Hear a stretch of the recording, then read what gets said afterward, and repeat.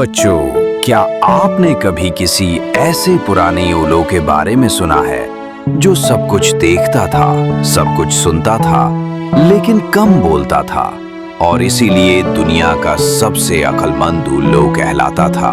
चले, फिर आज हम सुनाते हैं आपको अक्लमंद उल्लू की दिलचस्प कहानी।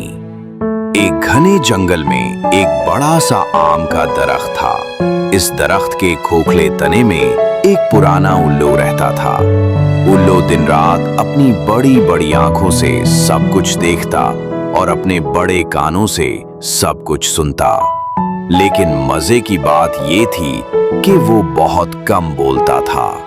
एक दिन उल्लू ने देखा कि एक छोटा सा लड़का एक बूढ़े आदमी की भारी टोकरी उठाने में मदद कर रहा। उल्लू ने सर हिलाया और अपने दिल में कहा, वाह, नेकी हमेशा दिल को खुश कर देती है।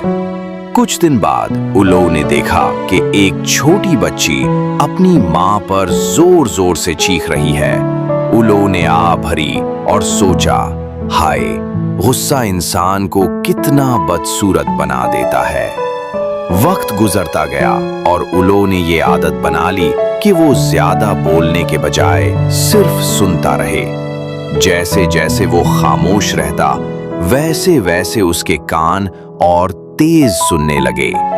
एक दिन उसने एक औरत को कहते सुना, कल तो मैंने अपने घर की बाड़ फलांगते हुए एक हाथी को देखा। उल्लू ने आंखें झिपके और हंस दिया। हाथी और बाड़, ये तो बड़ी मजे का खेज बात है। फिर एक और दिन उसने एक नौजवान को ये कहते सुना, मैं तो परफेक्ट हूँ, मैंने अपनी जिंदगी में कभी गलती ही नहीं की।